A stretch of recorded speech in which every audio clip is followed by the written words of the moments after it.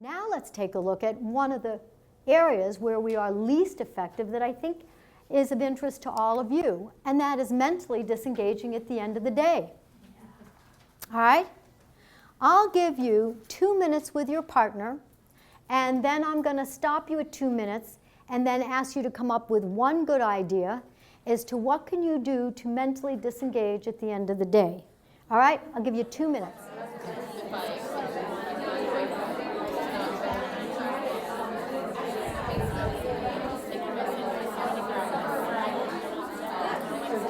Anybody come up with a good idea? One thing that you do? One good idea? Any partnership come up with one good idea? Ours is something physical. Okay. What do you do? Do something physical. Oh, do something physical? Okay.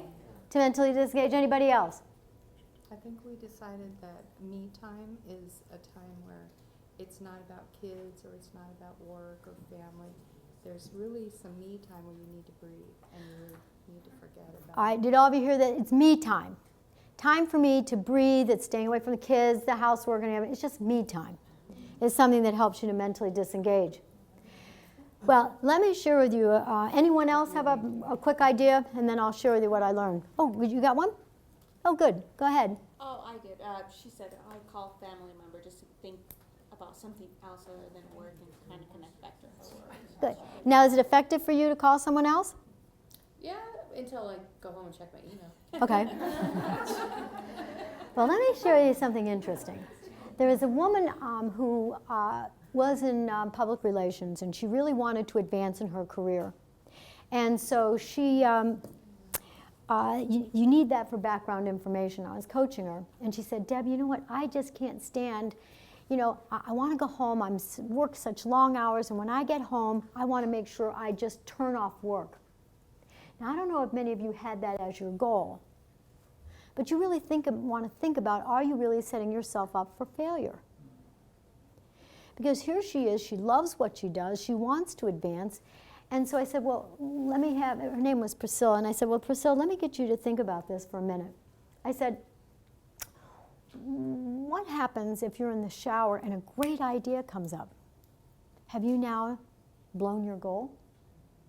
Or if you're washing dishes and all of a sudden you've just solved a problem, have you now not met your goal of having a clear division between work and home life?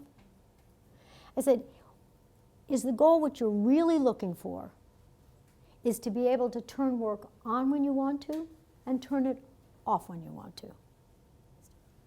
One of the skill sets that you're going to learn are quick charges. These quick charges prove to be significant in enhancing people's performance. What's nice about quick charges, like its name, they're quick, instant, no one can tell when you're using them, and you're not dependent on other people in order for them to work. So here is your plan that's in your control. It's a 5-step one. We found do one more small task at the end of the day is a great thing effective. Because it says, I'm in control, you end the day on a positive note, and you have one less thing to do the next day, and it says, I'm in control. The second thing you do in your plan is you build your to-do list for the next day. Remember, many of you said you do it the night before. Well, that's when you incorporate it. All right, so now you've got your to-do list. Here's an interesting tip. Straighten up your work area. What makes that important? Well, we found if you just run out of the office, you've been stressed all day and you run out of the office, left everything a mess, when you come back the next day, what happens? Still there, and you get stressed. That stress feeling is there. So this is not an overhaul of your office. This is just neatly putting things away, pens, pencils, your papers, just a little neatness. Now, you know what the advantage of that too? We leverage, right? We like to leverage. You're also giving yourself a chance to think about anything that I left off my to-do list. Then you plop it back on your to-do list. All right? Step 4, you mentally disengage from work. How do you do that? Here's a great quick charge. It's based on, remember it's done in, no one can tell when you're doing it. It's based on this whole idea of when you listen to an oldie goldie on the radio. Doesn't it bring back fond memories?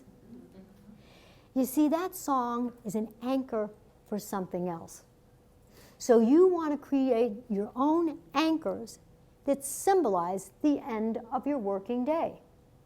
So for example, what could you do in your day that would symbolize, this is the end of my working day, I'm ready to enjoy myself, my personal life? A drink? In the study, we found a lot of people drink. We found massage was the least effective, one of the least effective things you could do to help deal with stress as well as your own performance. I think it's because it doesn't last long. It's wonderful why it happens. Okay, so you could do a drink, and something you do every day. Do many of you close an office door? Do you turn your computer off? Do you turn off your monitor? Lights? You pick something you do every single day.